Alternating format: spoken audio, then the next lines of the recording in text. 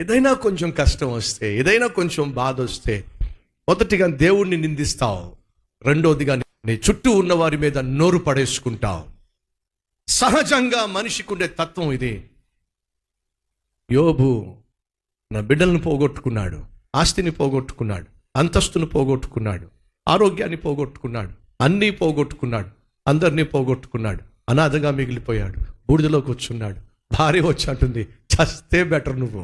కొంతమంది భార్యలా బాణాలా ఏమండి, ఆదరించడానికి బదులుగా, అండగా నిలబడడానికి బదులుగా వచ్చి చావచ్చుగా నువ్వు. అప్పుడు కూడా యోబు తన నోటితో తప్పు చేయలేదటండి. కారణం తెలుసా? తాను నీతిమంతుడు. దేవుడు సాక్ష్యం ఇచ్చాడు, భూమి మీద ఉన్న వారిలో యోబు వంటి నీతిమంతుడు, యథార్థవంతుడు మరొకరు లేడు. లేడని నువ్వు చెప్తున్నావు, కానీ ఎందుకంత నీతిగా ఉన్నాడో తెలుసా? ఎందుకు? నువ్వు ఇచ్చిన ఆశీర్వాదాలు చూసుకొని ఆ ఆశీర్వాదాలు తీసేసాయి, నిన్ను ద్వేషిస్తాడో. సాతాను అన్నప్పుడు సరే పరీక్షిద్దాం, పరీక్ష గుండా యోబు వెళ్ళినప్పుడు ద్వేషించలా. కారణం తెలుసా? యోబు దేవుణ్ణి సేవించింది వరాల కోసం కాదు.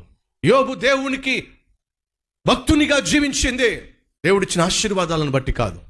మనలో చాలా మంది దేవుని దగ్గరికి ఎందుకు వస్తామో తెలుసా? దేవుడిచ్చే వరాల కోసం వస్తాం, దేవుడిచ్చే జవాబు కోసం వస్తాం, దేవుడిచ్చే ఆశీర్వాదాల కోసం వస్తాం. అలా దేవుడిచ్చే ఆశీర్వాదాల కోసం, వరాల కోసం వచ్చేటటువంటి వాళ్ళు వినండి, ఆ ఆశీర్వాదం కానీ నువ్వు అడుగుతున్నటువంటి వరం కానీ కొంచెం ఆలస్యమైతే దేవుణ్ణి నువ్వు ప్రశ్నిస్తావు, దేవుణ్ణి నువ్వు దూషిస్తావు. కొన్ని సందర్భాల్లో దేవుణ్ణి విడిచిపెట్టి వెళ్ళిపోతావు. ఎందుకని? దేవుని పట్ల నీకున్న భక్తిని బట్టి, శ్రద్ధను బట్టి, లేదా ప్రేమను బట్టి నువ్వు దేవుని దగ్గరికి రావటల్లా, కృతజ్ఞత కలిగి దేవుని దగ్గరికి రావటల్లా. మరి ఎందుకని? ఆయన దగ్గరికి వెళ్తే ఆరోగ్యం వస్తుంది, ఆయన దగ్గరికి వెళ్తే ఉద్యోగం వస్తుంది, ఆయన దగ్గరికి వెళ్తే గర్భఫలం వస్తుంది, ఆయన దగ్గరికి వెళ్తే ఆశీర్వాదం, ఏదో ఒకటి ఆశించి నువ్వు దేవుని దగ్గరకు వస్తున్నావు. నీ ఆశ తీరకపోతే నీ నోరు పడేసుకుంటావు. అది సరైన ఆత్మీయత కానే కాదు. నీ ఆత్మీయత సరైనదో కాదో అప్పుడప్పుడు దేవుడు పరిశీలిస్తాడు, పరిశోధిస్తాడు.